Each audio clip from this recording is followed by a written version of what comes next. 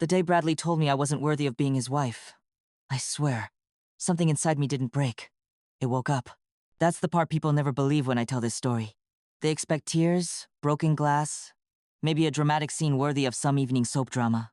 But no, I remember standing in his living room. Our living room, as I used to call it. My hands still warm from washing the dinner plates. The faint smell of rosemary chicken lingering in the air, and his voice slicing through all of it like a cold wire. "You're not wife material, Chloe. Not for me." He said it so casually, like he was reading a weather report. No tremor, no hesitation. Just a simple declaration that was supposed to redefine my entire worth. I looked at him, my fiancé of 4 years. The man I had moved states for. The man whose mother I had spent holidays pleasing. Whose career dinners I planned. Whose shirts I ironed because he liked the sleeves crisp. And all I felt was the oddest sense of clarity. Not heartbreak, not fear. Just a strange, rising warmth in my chest. And then, before either of us understood what was happening, I laughed. A soft, startled laugh at first. Then a fuller one. Not mocking. Not cruel. Just free. His face dropped. Confusion tightening the corners of his mouth. "Why are you laughing?" he asked. Because the moment he said those words, it was like someone finally wiped the fog off a window I'd been staring through for years. I could finally see everything myself, my life, my choices with a sharpness that felt brand new. But that moment, that laugh, we'll get back to that. Because to understand why his words didn't destroy me, you have to know the years that came before them. You have to understand what my life looked like with Bradley Sterling, and why I once believed he was my forever. So let me take you back. When I met Bradley, I was 26 and working as a junior project coordinator at a local marketing firm. I remember the exhaustion of those years: cheap coffee, tight deadlines, the buzz of fluorescent lights above my desk, and the tiny thrill of getting my first promotion. My apartment was small but cozy, smelling faintly of vanilla candles and whatever leftover pasta I was heating up after work. I wasn't desperate for love. I wasn't searching for a savior. I was simply hopeful, and maybe a little lonely. Bradley walked into my life at a coworker's birthday dinner, a place where the music was too loud and everyone seemed to shout laughter instead of speaking it. He had that polished confidence, the kind that made people glance twice, the kind that fills a room before he even sits down. He smiled at me like I was the most interesting thing he'd seen all night. "Chloe, right? I've heard good things." I'd later find out he hadn't heard anything. He just liked opening lines that made women feel chosen. But back then, that smile felt like sunlight cracking through my ordinary routine. We started talking. Then, talking turned into texting. Texting turned into dinners. And dinners into weekends spent at his downtown condo, where everything smelled like cedarwood and expensive cologne. Bradley loved control of his time, his image, his goals. And in the beginning, I mistook that for stability. He'd take my hand across the table and say, "You're good for me, Chloe." I should have noticed that he never said "I'm good to you." But sometimes, when you starve for affection, even crumbs can feel like a feast. Still, life then felt steady, warm, predictable in a comforting way. I'd visit my best friend Zoe on Sundays. Her apartment always smelled like fresh laundry and cinnamon tea. She'd tuck her legs under her on the couch and ask, "So how's Prince Bradley?" in this teasing voice that always made me laugh. I'd tell her about our dates, his job at the architectural firm, the little gifts he bought me when he traveled for work, and she'd listen. Her eyes gentle, but always searching like she was trying to read something between my words. But back then, I couldn't see anything wrong. Or maybe I didn't want to. Because when someone tells you they love you with that smooth, decisive tone, when they introduce you to their friends, bring you to family events, and make long-term plans, it's easy to build your entire world around the idea of us. And that's exactly what I did. Within a year, I moved into Bradley's condo, the beige couch, the glass dining table, the sleek gray walls that somehow always felt a little cold. I tried warming the place up with plants and soft throw blankets, but Bradley didn't like clutter. He'd gently push my potted fern aside and say, "Let's keep things minimal, Chloe. It looks more mature." So I kept things minimal. He adjusted. He adapted. I told myself compromise was part of love. And when he proposed 2 years later with a diamond that sparkled like a promise, I thought, this is it. This is the life I've been waiting for. But what I didn't know then was that a life built on someone else's definition of love can only stand for so long before the cracks begin to show. Because love without gentleness becomes performance, and affection without respect becomes obligation. And the man I was tying my future to, well, he was about to show me exactly who he really was. But that's for the next part. For now, all you need to know is this. 4 years in, I thought my life with Bradley Sterling was perfect, stable, planned out, secure. But stability means nothing if the ground under your feet doesn't belong to you, and mine never did. Not then. If I had to pinpoint the first sign that something inside Bradley was shifting, it would be the night we attended his company's annual gala. It was one of those polished events where everyone pretends they aren't competing with each other. Even though the whole room feels like a silent contest who has the better job title, the cleaner cufflinks, the more impressive partner on their arm. I remember stepping out of the Uber beside him, smoothing down the navy dress I'd bought on sale. The cold November air brushed my shoulders, and Bradley reached out almost absent-mindedly to guide me inside. Inside, the ballroom glowed gold beneath the chandeliers. The air smelled of lemon soap and champagne. Everything shimmered, including Bradley, but differently. He kept touching his hair, straightening his tie, checking over his shoulder as if he were expecting someone else to walk in behind us. Someone he needed to impress more than me. At our table, people were chatting, laughing, clinking glasses. But Bradley, he stiffened whenever someone asked when the wedding was. He'd smile a tight, polite smile and say, "We're taking our time. No rush." Which wasn't untrue, but the tone was new. Defensive. Distant. Later that night, when the awards ceremony began and his firm won some prestigious recognition, everyone stood to applaud. I turned to kiss his cheek, proud of him, but he shifted slightly away, pretending he needed to adjust his jacket. A small thing, a passing gesture, but enough to make a faint ache stir in my chest. Why did that feel like rejection? Why did that make something inside me quiet down? I told myself I was overthinking, that maybe he was stressed, or tired, or just focused on work. But then, the next morning, when I asked him how he felt about the award, he just shrugged as he buttoned his shirt. "It's expected, Chloe. I don't see why everyone makes such a big deal." He didn't even look at me, and I realized this wasn't stress. This wasn't exhaustion. This was something shifting, tilting, pulling away from me like a slow, silent tide. Still, I swallowed it down. Because when you love someone, you give them the benefit of 1,000 doubts before you give yourself even one. It started with little remarks. Just little things. Things that slid under the door of our relationship like cold drafts. Barely noticeable at first. He'd watch me get dressed for work and say, "You're not wearing that, right? It looks casual." Or, if we were cooking dinner together and I misread a recipe, he'd sigh. "I thought you were good at multitasking." He'd point out the dust I missed on the bookshelf, the email I forgot to send, the small stutter in my presentation rehearsal.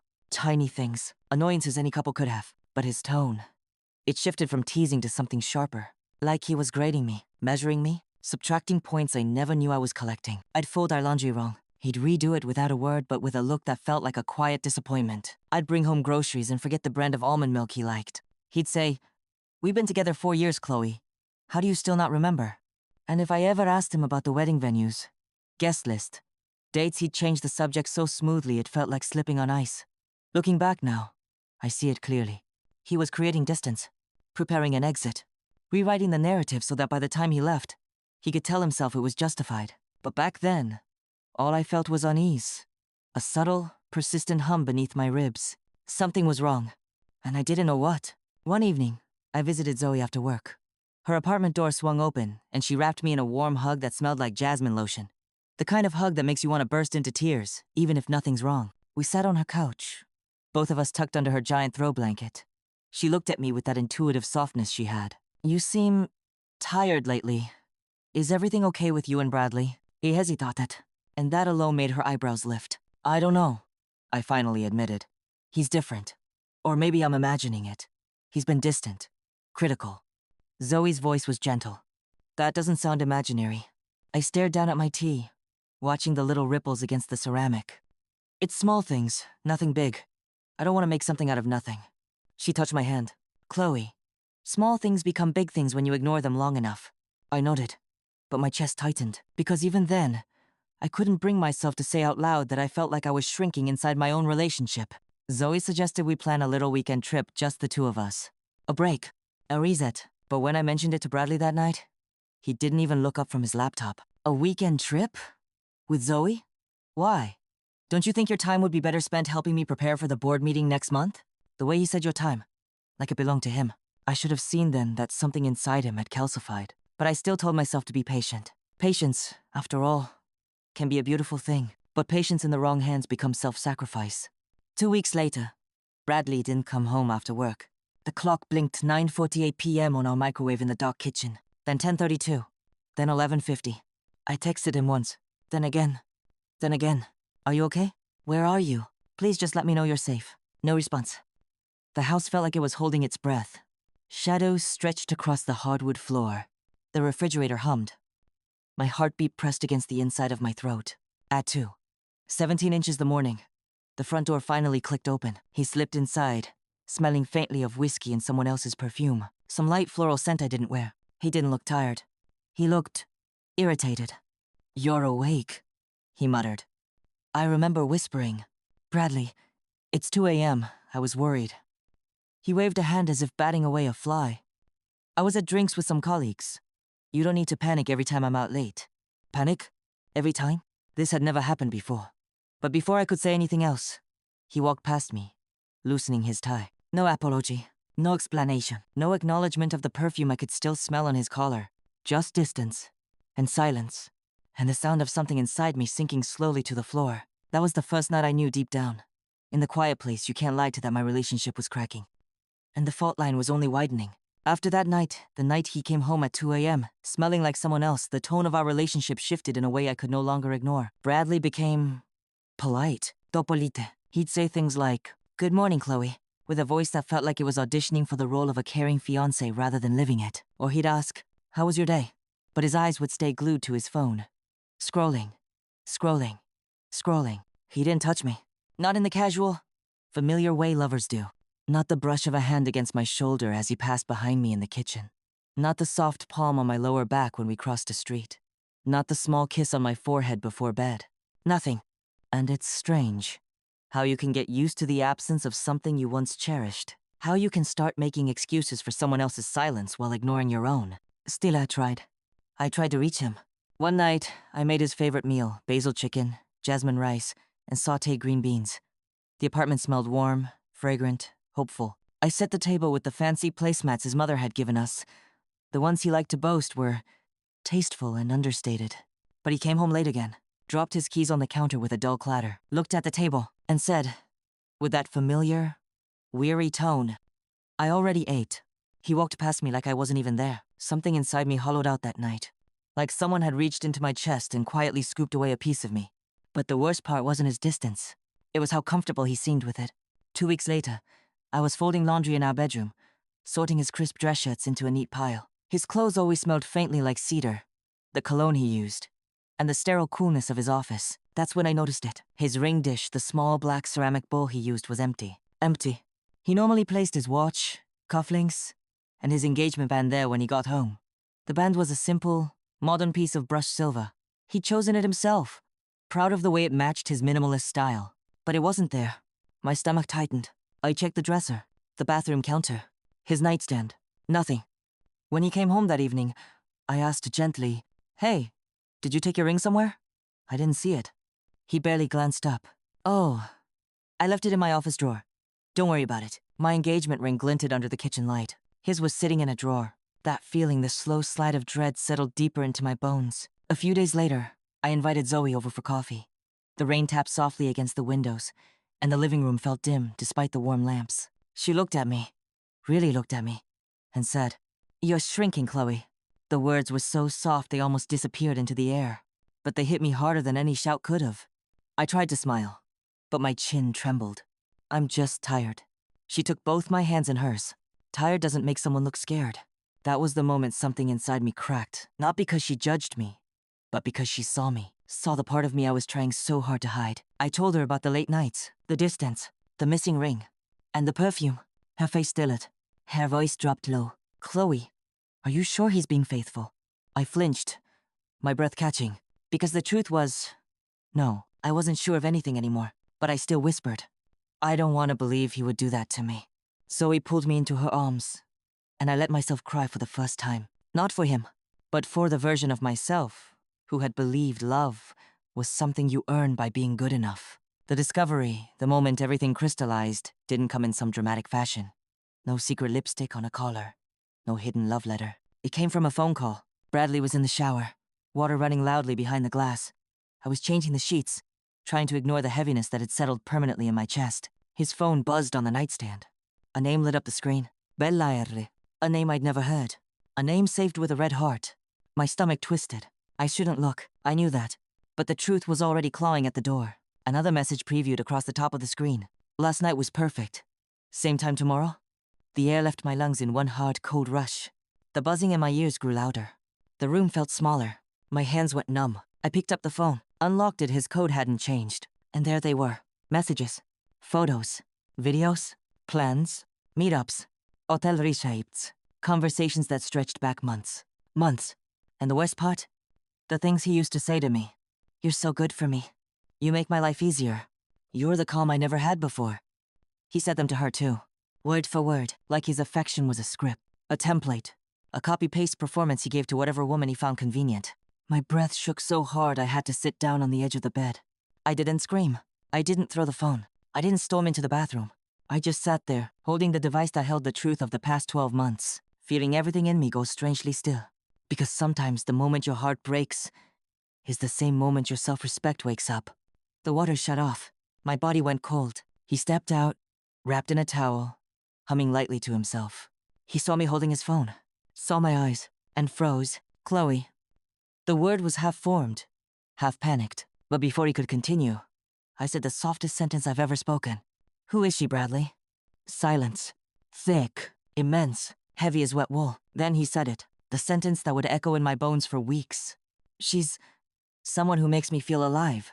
Someone who fits the kind of life I want. Someone who's worthy of it. Worthy. That word, that cruel, cutting word, it didn't just hurt. It revealed him. And I realized in that moment, this man had never loved me. Not truly. Not fully.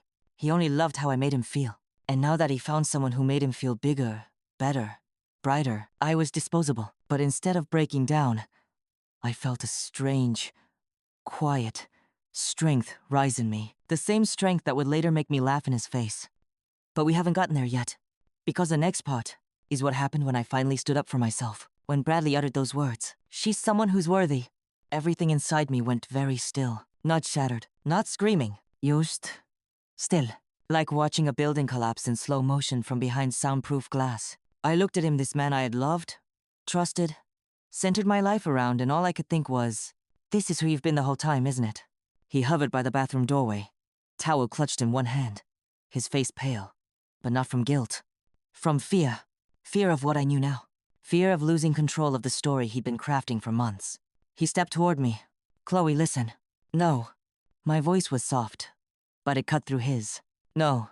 I think I've listened enough. He exhaled sharply, running a hand through his wet hair. Drops of water flicked onto the hardwood floor. This is complicated. It's not, I said. It's actually very simple. You've been cheating on me for months. You've been lying to me in my own home. And you've been planning your exit. He winced. So that was the truth. He didn't deny it. That hurt in a new way. Not because he didn't fight for me, but because he didn't think I was worth fighting for. He sat on the edge of the dresser, elbows on his knees. I didn't plan to hurt you. I outgrew this relationship, Chloe. And Bella, she's different. She's ambitious. Sharp. She knows what she wants. She is not me, I finished.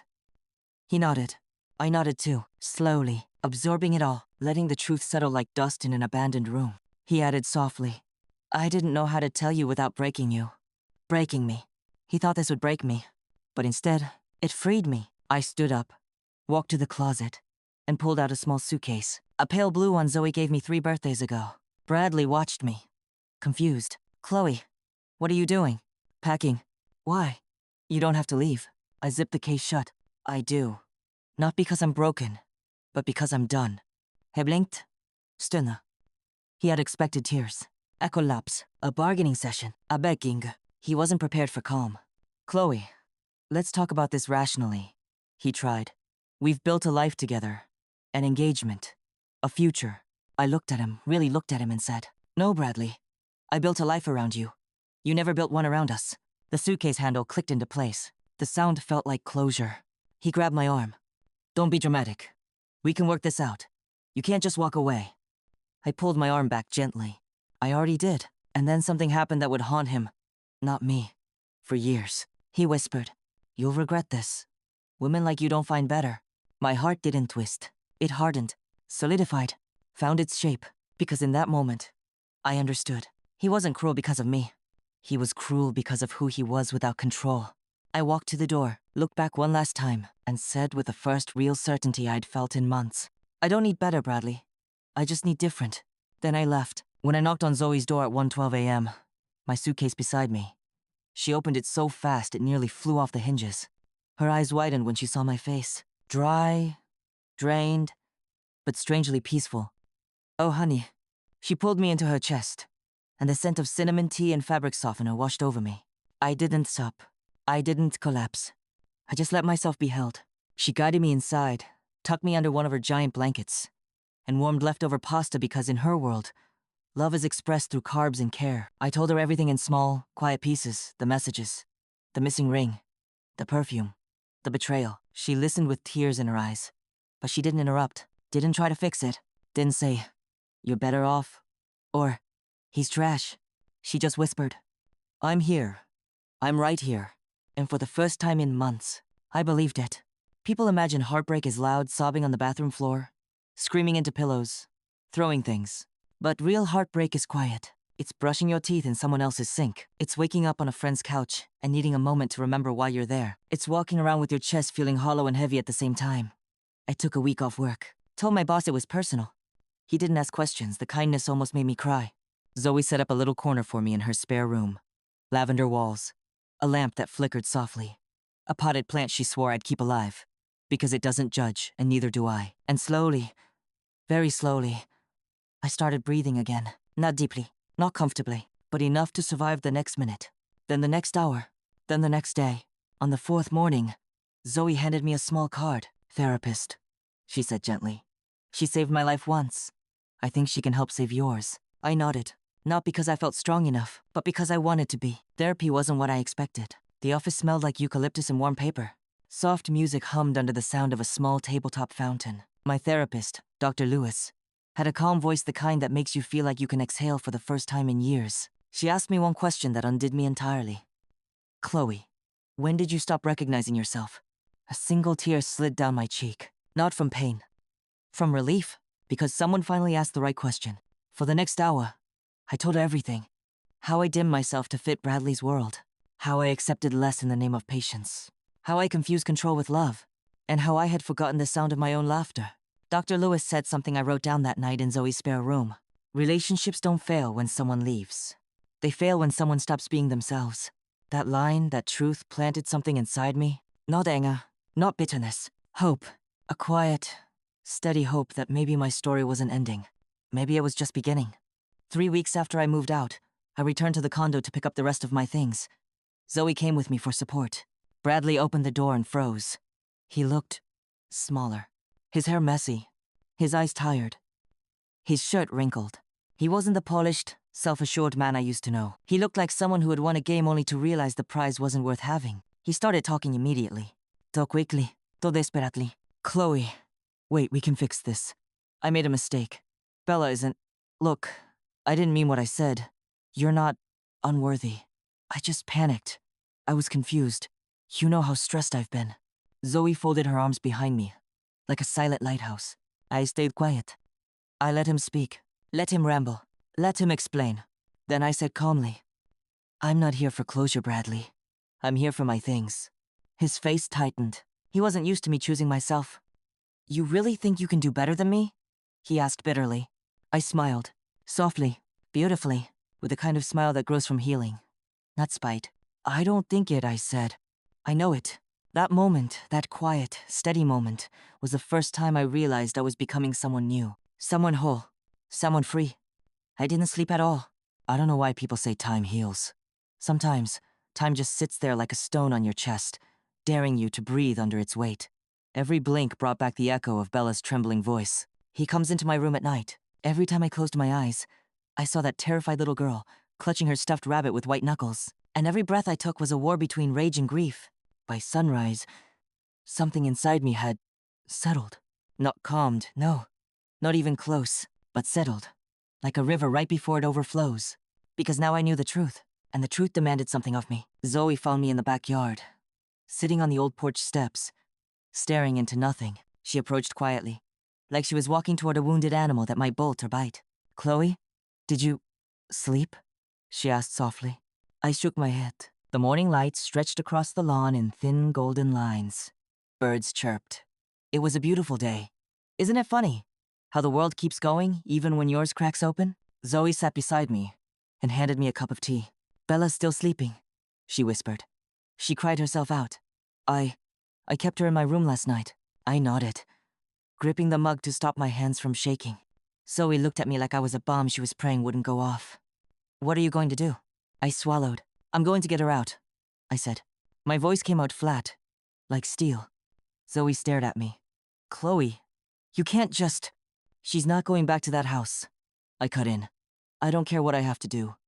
Zoe looked torn. I know, but the law. Custody, Brad. I don't care about Brad. It came out low. Dangerous. She took a small breath. Then what's the plan? Plan.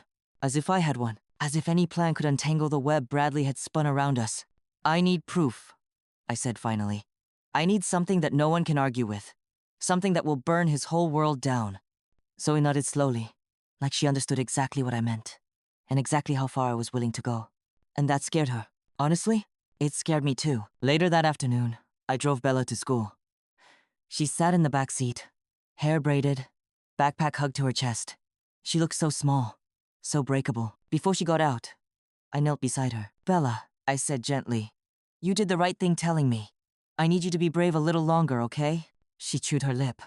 Will he be mad? No, I said firmly. Because I'm not going to let him hurt you ever again. Her eyes glistened. She whispered, Promise? I felt something inside me ignite. I promise, I said. On everything I've got. She leaned forward and wrapped her arms around my neck. And I swear, in that moment, my heart broke and reforged itself into something sharper. Something that could cut through anything, even Bradley Sterling. How I confused control with love, and how I had forgotten the sound of my own laughter.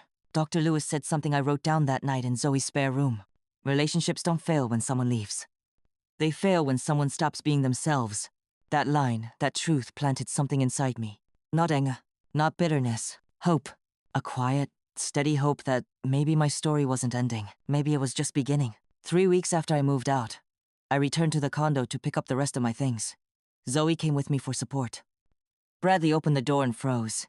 He looked smaller, his hair messy, his eyes tired, his shirt wrinkled. He wasn't the polished, self-assured man I used to know. He looked like someone who had won a game only to realize the prize wasn't worth having. He started talking immediately. Talk quickly. Todo desperately. Chloe, wait, we can fix this. I made a mistake. Bella isn't... Look, I didn't mean what I said. You're not unworthy. I just panicked. I was confused. You know how stressed I've been. Zoe folded her arms behind me like a silent lighthouse. I stayed quiet. I let him speak. Let him ramble. Let him explain. Then I said calmly, I'm not here for closure, Bradley. I'm here for my things. His face tightened. He wasn't used to me choosing myself. You really think you can do better than me? He asked bitterly. I smiled, softly, beautifully, with a kind of smile that grows from healing. Not spite. I don't think it... I said. I know it. That moment, that quiet, steady moment, was the first time I realized I was becoming someone new. Someone whole. Someone free. I didn't sleep at all. I don't know why people say time heals. Sometimes, time just sits there like a stone on your chest, daring you to breathe under its weight. Every blink brought back the echo of Bella's trembling voice. He comes into my room at night. Every time I closed my eyes, I saw that terrified little girl, clutching her stuffed rabbit with white knuckles, and every breath I took was a war between rage and grief. By sunrise, something inside me had settled. Not calmed, no, not even close, but settled. Like a river right before it overflows. Because now I knew the truth, and the truth demanded something of me. Zoe found me in the backyard, sitting on the old porch steps, staring into nothing. She approached quietly, like she was walking toward a wounded animal that might bolt or bite. Chloe, did you sleep? She asked softly. I shook my head. The morning light stretched across the lawn in thin golden lines. Birds chirped. It was a beautiful day. Isn't it funny how the world keeps going even when yours cracks open? Zoe sat beside me and handed me a cup of tea. Bella's still sleeping, she whispered. She cried herself out. I kept her in my room last night. I nodded, gripping the mug to stop my hands from shaking. Zoe looked at me like I was a bomb she was praying wouldn't go off. What are you going to do? I swallowed. I'm going to get her out. I said. My voice came out flat, like steel. Zoe stared at me. Chloe, you can't just... She's not going back to that house. I cut in. I don't care what I have to do. Zoe looked torn. I know, but the law. Custody, Brad. I don't care about Brad. It came out low. Dangerous. She took a small breath. Then, what's the plan? Plan, as if I had one. As if any plan could untangle the web Bradley had spun around us. I need proof, I said finally. I need something that no one can argue with. Something that will burn his whole world down. Zoe nodded slowly, like she understood exactly what I meant, and exactly how far I was willing to go. And that scared her. Honestly, it scared me too. Later that afternoon, I drove Bella to school. She sat in the back seat, hair braided, backpack hugged to her chest. She looked so small, so breakable. Before she got out, I knelt beside her. Bella, I said gently, you did the right thing telling me. I need you to be brave a little longer, okay? She chewed her lip. Will he be mad? No, I said firmly, because I'm not going to let him hurt you ever again. Her eyes glistened. She whispered, promise? I felt something inside me ignite.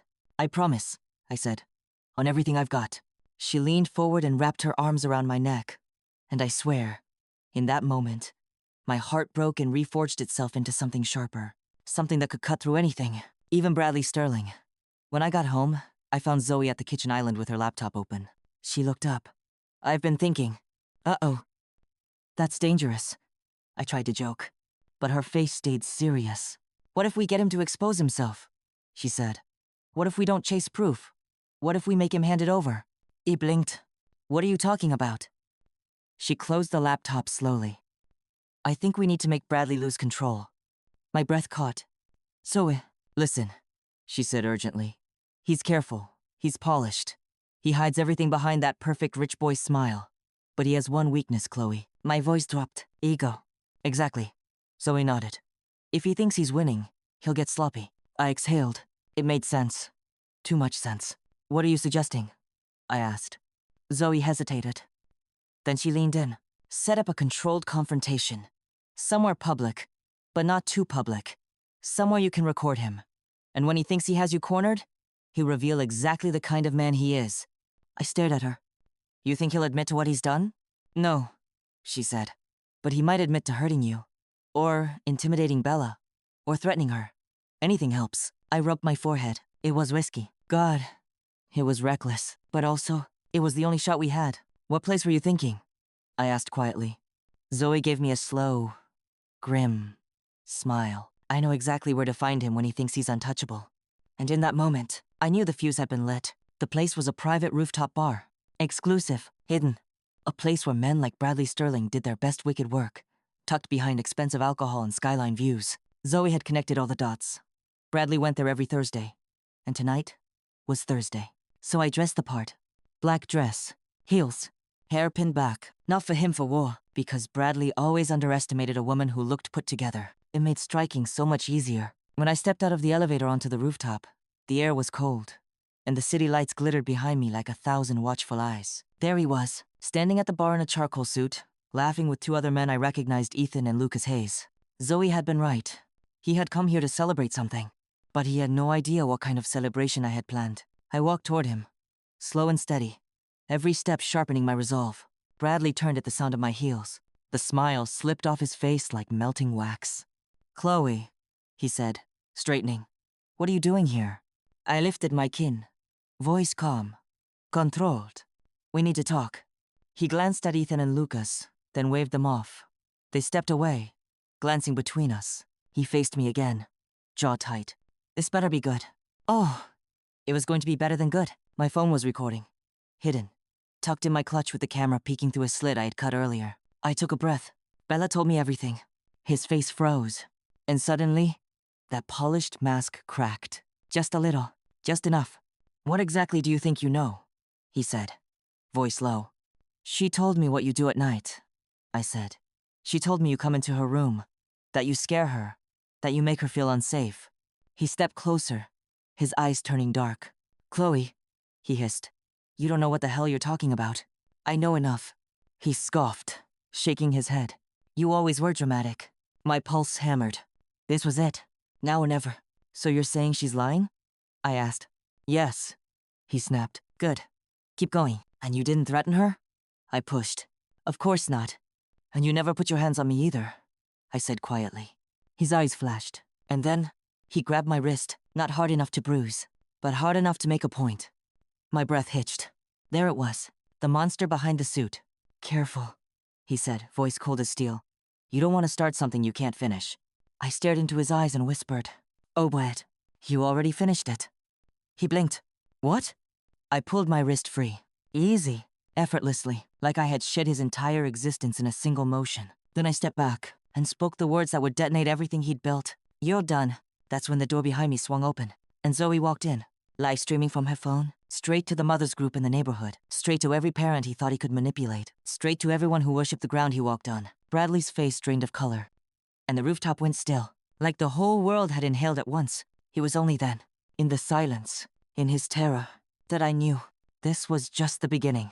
The moment Zoe stepped onto that rooftop with her phone held high, live streaming to what must have been over 200 neighborhood parents, I swear the air changed. It was like the city itself leaned closer, hungry for what was about to happen. Bradley's expression went from anger to confusion to pure, blood-draining horror. He took one small step back, just one, and it said everything. Zoe's voice rang out, clear as a church bell. Bradley Sterling, do you still want to say you never threatened Chloe? Do you still want to say you never scared Bella? Because you're live right now, and every parent in this community is watching. People turned, heads lifted. Conversations paused mid-sentence. Even Ethan and Lucas, his two little shadows, froze where they stood, eyes wide like they were realizing the devil they drank cocktails with was about to be unmasked. And Bradley? He did what cowards always do. He tried to escape. Turn that off, he snapped, lunging towards Zoe. She didn't even flinch. Touch me, and you'll be trending tonight. He halted so fast his shoes dragged against the tile. I stepped forward. Brad, I said quietly, you might want to smile. This angle isn't flattering. His jaw flexed so hard, I thought his teeth might crack. Chloe, end this, he said. Right now. No, I replied. You ended this the moment you hurt Bella. He opened his mouth, but the rooftop door swung open again this time, with force so loud it echoed. Ethan stormed forward. Is it true? He demanded. Did you threaten your daughter? Bradley's face twisted. Ethan, don't be ridiculous. Answer. Ethan barked. Everyone stared. Lucas stepped up beside him. If this is true, Brad, you're done. Not just at home, not just in the neighborhood, at work, with your investors, with the board, everything. Bradley spun toward me, eyes blazing. Look what you've done, he hissed. You think you're saving her? You're destroying her life. You're destroying everything. I stared at him, feeling something inside me go quiet, like a final door closing. No, I said. I'm saving her life. You're the one who destroyed everything. And then, like fate had been waiting for the perfect moment, my clutch vibrated. A message from Bella's school. I opened it. My blood froze. Bella had a panic attack after a teacher closed the classroom door. She kept repeating, "Don't let him in. We have her in the nurse's office. Please come immediately." The world tilted. My stomach dropped. Fire ignited behind my ribs. I looked at Bradley. You did this to her. He shook his head, sweating now. She's lying. She's manipulating.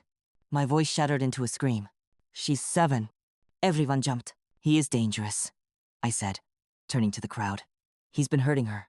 At night, when she's alone, and she's so terrified that even a classroom door triggers her. Someone gasped. Someone whispered. Someone pulled out their phone. The tide had turned. Not in waves, but in a tsunami. Bradley lunged toward me. Ethan grabbed him. Lucas stepped between us. Zoe kept streaming. Learn to pick on someone your own size, Sterling. Lucas snarled. Brad's voice cracked. He wasn't composed anymore. He wasn't calm. He was exposed. Chloe, please, think about Bella. Think about the custody hearing. I felt my lip tremble. I am thinking about Bella, and she's not going back with you.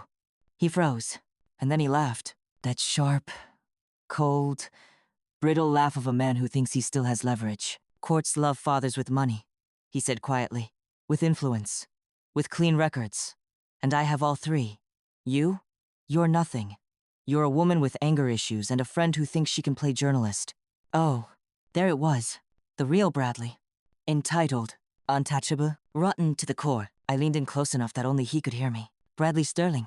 You have no idea who you're dealing with. Before he could react, Zoe announced loudly. And that's a wrap, folks. Video saved. Stream ended. Copies backed up to 3 drives. Sent to every parent, every teacher, and oh, Chloe? She slid her phone into my hand. I also sent it to CPS. Bradley's knees almost buckled. For the first time, I saw fear in his eyes. Not anger, not arrogance. Fear. And it was beautiful. We left the rooftop with the entire bar staring after us. Nobody tried to stop us. Nobody defended him. Nobody blocked the elevator. Because once a man like Bradley cracks, people can finally see what he really is. On the way down, Zoe grabbed my hand. Chloe, she whispered. You just declared war. No, I whispered back. He did. I'm just making sure he loses. When the elevator doors opened, the night air hit my face with a cold slap. I drove straight to Bella's school, and when I got there, when I walked into that small nurse's office and saw Bella curled up on the cot, shaking, cheeks wet with tears, I knew one thing with absolute certainty. Bradley Sterling had already lost. He just didn't know it yet. I pulled Bella into my arms. She sobbed against my shoulder. I whispered over and over, "You're safe. I promise you, you're safe. I won't let him hurt you ever again." And for the first time since she had come into my home, I felt her believe me. But as I held her, I realized something chilling. The war wasn't just coming. It was already here. And the man we were fighting, he was about to get desperate. And desperate men do dangerous things. I used to think courtrooms were cold because of the air conditioning. That morning, I realized it was the silence, the kind that falls on you like a blanket soaked in ice water. Bella's custody hearing had been scheduled faster than any of us expected. Bradley had filed an emergency petition claiming I was emotionally unstable, that Bella was being influenced against him, and that I had publicly humiliated him in an act of parental alienation. When my lawyer slid the paperwork across the table, I could barely process it. He's turning everything he did into accusations against you, she'd said gently. Of course he was. It's what men like Bradley do. And yet, I wasn't afraid. Not after the video. Not after Bella's confession. Not after that rooftop. But still, courtrooms have a way of making even the truth feel fragile. The judge entered. We all stood. Bradley was already seated at his table, looking polished, collected, almost saintly in a navy suit. His lawyer, one of those sharp-tongued types who smirked between sentences, kept whispering to him like they were discussing dessert options instead of a child's future. Then there was Bella, sitting next to me, little legs dangling off the seat. Hair in a braid Zoe had gently woven that morning. Her fingers tangled in mine so tightly that my knuckles throbbed. She looked up at me with those wide brown eyes, and I felt something ancient and fierce rise inside me. No court in the world was taking her away. Your Honor, his lawyer began. My client simply wants what is best for his daughter. He's deeply concerned about recent instability in Miss Bennett's household. Oh, here we go. Including emotional outbursts, confrontational behavior, and a known history of anger issues. I glanced at Bradley. He wouldn't even look at me, because cowards don't look at what they're afraid of. My lawyer stood, calm and steady. Your Honor, Miss Bennett has no history of anger issues. In fact, the only documented behavioral concerns in this case belong to Mr. Sterling. The judge raised an eyebrow. Documented? My lawyer opened a folder, and the moment those glossy photographs hit the judge's desk, the air changed again. Images of Bella, little shoulders trembling, fingernail marks on her forearm, the outline of a large handprint on the back of her pajama shirt. A murmur rippled through the courtroom. Bradley's lawyer shot up. These are misleading. These were taken by a pediatric trauma specialist, my lawyer said sharply, and accompanied by her written statement confirming Bella expressed fear of being alone with her father. Bradley's face drained, but it wasn't over. My lawyer pulled out a second folder. Additionally, Your Honor, this video was submitted by Miss Bennett's neighbor. The judge clicked play, and there it was. The rooftop footage. Bradley calling me nothing. Bradley sneering. Bradley threatening. Bradley longing. Bradley cracking. The entire courtroom went still. His lawyer scrambled. This video is taken out of context? The judge cut in. What context justifies threatening a 7-year-old? Bradley flinched so visibly his chair squeaked. Bella buried her face in my arm. I held her close. I thought that was the worst of it. I was wrong, because then the judge asked, has the child expressed fear verbally? And suddenly, Bradley sat up like he had just remembered something. Yes, Your Honor, he said quickly. She's terrified of being manipulated by Miss Bennett. I have letters. Notes she wrote. He pulled out a stack of folded papers. My stomach dropped. Notes. That he provided. That no one had ever seen. He handed them over like presenting holy scriptures. I found these in her room. She talks about being scared at Chloe's house. Chloe yelling. Chloe breaking things. Chloe calling me useless. Chloe. Stop lying! Bella suddenly screamed. The room froze. Her small voice echoed off the wood panels. Daddy, you took those from my backpack. Those were for the teacher. You made me write the other ones. The judge blinked. My breath caught. Bradley's entière-face collapsed. Bella, he said sharply. Stop. She stood, a tiny girl in shiny flats and a trembling lip. I don't want to go with you, she said loudly. You scare me. You scream in my face when Mommy isn't home. And you said you'd take me away forever if I told. Gasps. Even the court stenographer looked up. Bradley paled so dramatically he looked almost gray. I didn't, Bella. Sweetheart, you're confused. No, she whispered, voice cracking. I'm just tired. And she sat back down. I wrapped my arms around her, feeling her shake, and all I could think was, she is braver at 7 than he ever was as a grown man. Mr. Sterling, the judge said slowly, your daughter is terrified of you. Your behavior on that video is unacceptable. Your accusations are unsubstantiated. The notes you provided appear coerced, effective immediately. Bradley's eyes widened. Miss Bennett receives temporary full custody. He exploded. This is ridiculous. She's manipulating all of... Sir, one more outburst and I'll hold you in contempt. His mouth snapped shut. My lawyer squeezed my arm under the table. Bella leaned against me, exhausted but safe. The judge continued. Mr. Sterling, you will receive supervised visitation only, pending evaluation. This court prioritizes the well-being of the child, not the ego of the parent. Ego. If that word were a knife, Bradley would have bled out on the spot. The real blow came. Asterisk, asterisk. Reporters, parents, people from the neighborhood, all waiting. And standing between them was someone I hadn't expected to see at all. Someone who stepped forward with guilt written all over his face. Lucas, my closest friend, the man who had seen everything, who had helped me record evidence, who had supported me through it all. And the man who was holding a folder, with Bradley's law firm logo stamped across the front. My breath hitched. Lucas, what is that? His throat bobbed. I need to explain. And the world shifted under my feet, because the only thing more painful than betrayal is betrayal from the one person you trusted most. For a second, I couldn't hear anything. Not the reporters shouting questions, not the traffic grinding by, not Bella's small hands squeezing mine in confusion. All I saw was Lucas standing there, holding that folder with Bradley's law firm logo stamped across the front. My stomach dropped so hard I felt dizzy. Lucas, I whispered. What? What is that? His eyes were wide, almost pleading.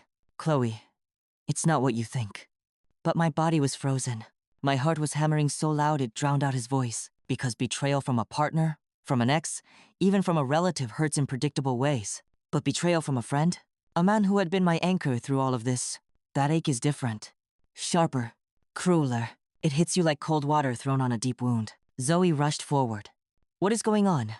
Why do you have anything with Bradley's firm on it? Lucas held the folder up like it weighed 50 pounds, because they sent it to my office. Yesterday. My jaw clenched. Why? He swallowed. Because Bradley hired a private investigator, and they found out that I was the one who helped you record the evidence. Oh. The folder trembled in his grip. They tried to get me to sign an affidavit saying I manipulated you, that I told you to sabotage him. They said if I didn't sign, they'd threaten my job. Zoe exploded. Your job?